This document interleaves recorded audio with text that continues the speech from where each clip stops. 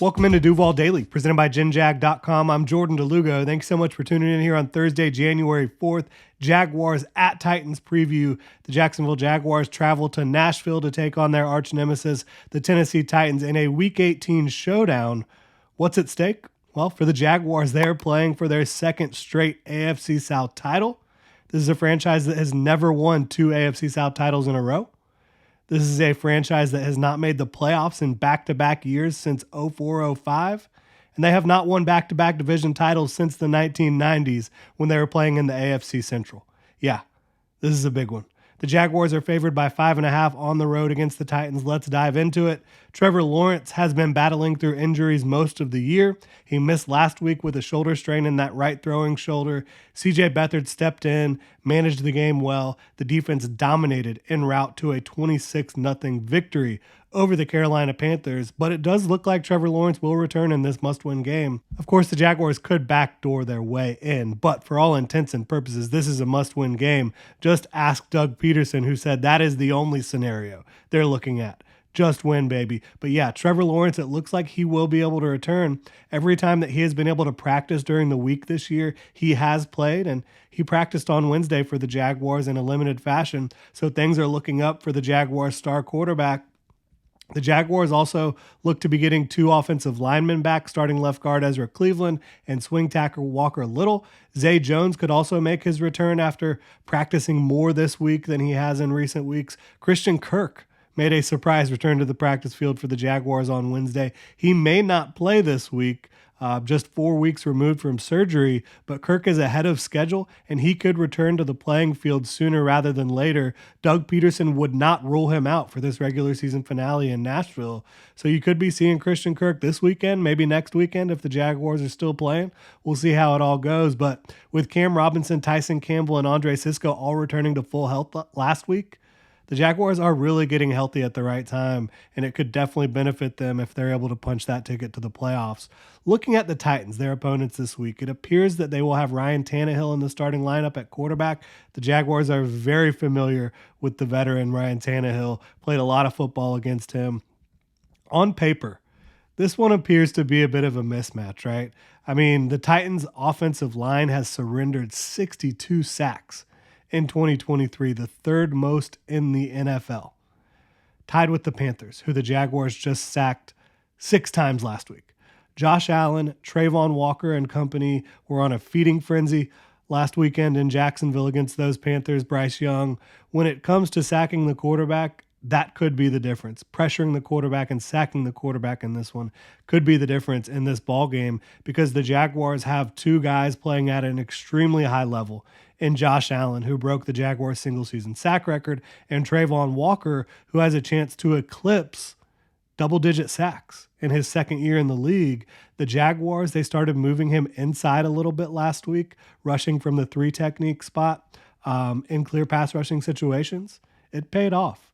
His get-off from the interior just looks a whole lot different than it does when he's rushing from the edge. So I think when you look at Trayvon Walker's usage, you love him in base, right, as a 3-4 outside linebacker. But in clear pass rushing situations, yeah, kick him inside, get him working against guards and centers, and they do not have much of a chance when it comes to his ability to get off the line of scrimmage, his length, his athleticism.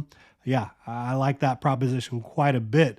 Now, I think the Jaguars will need to bring their hard hats when you talk about Derrick Henry, who has absolutely destroyed them at times throughout his career. They're going to have to bring their hard hats, tackle well, swarm to the football. They're going to have to be reading their keys against play action and misdirection. The Titans will employ those, and the Jaguars at times this year have struggled with that stuff, but I think that they should be up to the task in this a must-win game. The Titans defense, they're not toothless, right? But they do not have some of the same bite that they had in Week 18 of last year when the Jaguars and Titans were duking it out in the de facto AFC South championship game. Jeffrey Simmons, their best player, regardless of offense or defense, is on IR. And this is a guy that can absolutely wreak havoc. He can wreck games. He's not going to be there for them. So that's going to be a major loss for the Tennessee Titans defense. David Long is leading the way for the Miami Dolphins defense while Kevin Byard is playing in Philadelphia. These are three of the players that have given the Jaguars trouble in recent years, right? For the Tennessee Titans, they're three best players from a year ago, and they're three leaders throughout that defense when you talk about up front, in the middle, and on the back end, right? So it's not the same defense that you saw last year. It's not the same defense you saw in Week 18. Still, they have talent throughout that defensive roster, and Mike Vrabel and Shane Bowen are excellent defensive game planners. They will have their group ready for this one. This is an opportunity for the Tennessee Titans to end the Jaguars' playoff chances, to knock the Jaguars out of the playoffs. Same thing the Jaguars did to the Titans last year. So they're going to be up for this game. They want to win this game. You saw Mike Vrabel talk about wanting to win for the players in that locker room, for the people in that locker room, throughout that coaching staff, in the front office. Mike Vrabel wants this one really badly. And I think that they're going to come out prepared. But I still don't think that the Titans have, when the Jaguars are at their best, I don't think the Titans, this group of Titans, has the ability to really compete with them at the highest level. But for me, in this game, taking care of the football will be paramount for the Jaguars, especially early in the football game. If you're able to get a lead on these Titans, I think that you're going to be sitting pretty for most of this football game, and you're going to be just fine. In two of the last three contests against the Titans for the Jaguars, Trevor Lawrence has absolutely shredded them. Last time they played, he and Calvin Ridley had a big game. I think Calvin Ridley can do the same thing against this Titans secondary that doesn't exactly inspire a lot of confidence. They give up a high completion percentage. They give up high yards per attempt through the air. I think that the Jaguars passing offense can get it going if Trevor Lawrence is able to suit up and be close to 100%.